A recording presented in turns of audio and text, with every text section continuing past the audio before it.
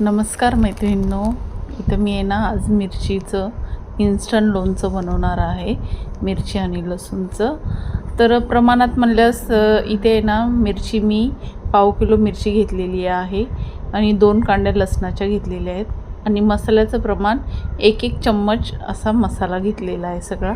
तर इथे मिरच्या मी आहे ना स्वच्छ धुवून घेतल्या होत्या आणि सुक्या कपड्यांनी पुसून घेतलेला आहे आणि 1.5 लिंबू घेतलेला, 1 आणि अर्धा लिंबू घेतलेला आहे। तर आता इथे आहे ना मिरच्या आहे ना सगळ्या आपल्याला चॉपरमध्ये चॉप करून घ्यायच्या आहेत। तर व्यवस्थित असे चॉप करून घ्यायच्या आहेत मिरच्या।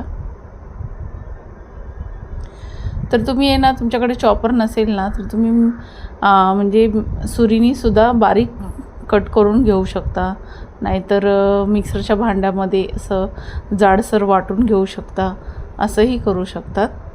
तर हे बघा अशा पद्धतीने मी सगळ्या मिरच्या चॉप करून घेतलेल्या आहेत।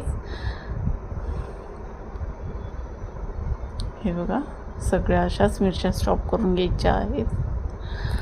आणि मसाला बघा मी काय काय घेतलेला आहे, इथे धने घेतलेले, जिरे घेतलेले, काळे मिरे घेतलेले आहेत, मेथी दाणे घेतलेले आहेत, मोहरी घेतलेली आहे आणि बडीशोप घेतलेली आहे। तर धने 1-1 चम्मचचा प्रमाण ठेवलेला आहे, 1-1 चम्मच घेतलेला आहे सगळं। फक्त काळे मिरे आणि मेथी दाणे थोडेसे कमी घ्यायचे आहेत, बाकी सगळे मी 1-1 चम्मच घेतलेला आहे। तर आता इथे मिरची चॉप करून झालेला आहे, इथं लिंबाचा रस काढलेला आहे, पाहू शकता। इथे 1.5 लिंबू घेतलेला आहे ना, त्याचा लिंबाचा रस काढलेला आहे। आता त्याच्या सगळ्या बिया काढून घ्यायच्या आहेत आपल्याला। तर इथं लसूण पण मी चॉपरमध्ये टाकलेला आहे, चॉप करून घेणार आहे। तर लिंबाचा रसामधल्या बिया सगळ्या काढून घेतलेल्या आहेत। लसूण आणि मिरची एकत्र करून घ्यायची आहे। आता तो लिंबाचा रस काढलेला ना तो पण त्याच्यामध्ये टाकून घ्यायचा आहे। तर बघा इथे लिंबाचा रस टाकलेला आहे। आता याच्यामध्ये मीठ आणि हळद टाकायची आहे।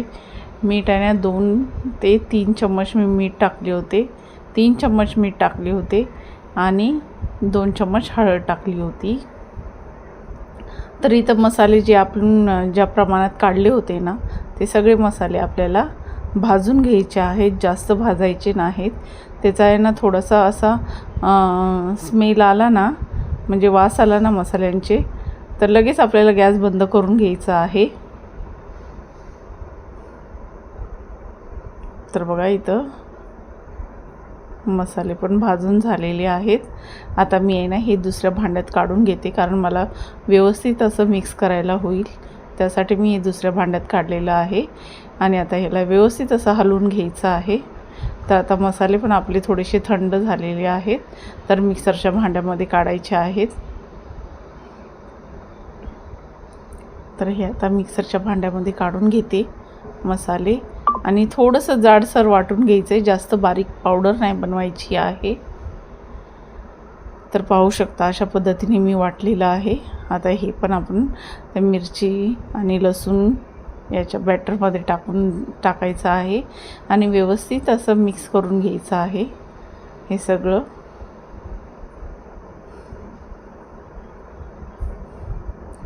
आता हे मिक्स झालेलं आहे। आपण आता 1 वाटीचं प्रमाण वाटी मी तेल घेतलेलं आहे।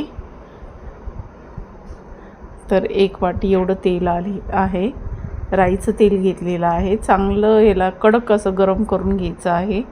आता इथं विनेगर टाकलेलं आहे थोडंसं। तर विनेगरने आहे ना लोणचं टिकतं आणि लवकर मुरतं, त्यासाठी विनेगर टाकायचं आहे आपल्याला। आता विनेगर टाकून मी व्यवस्थित मिक्स करून घेतलेलं आहे। त्याच्यानंतर आपल्याला हे तेल टाकायचं आहे। मी थोडंसं गरम असतानाच तेल टाकलेलं आहे, जास्त थंड व्हायला नाही दिलेलं आहे। तर बघा मी हे लोणचं आहे ना हमेशा बनवते, तर हे टिकतं लोणचं, एक 15-20 दिवस तर आरामात टिकतं।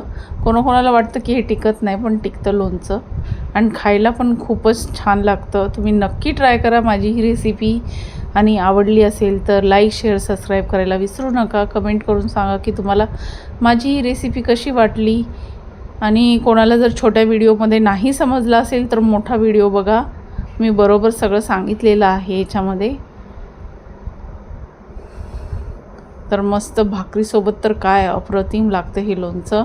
मी हमेशा घरामध्ये बनवते हे लोणचं, तुम्ही पण नक्की ट्राय करा. चला तर मग बाय.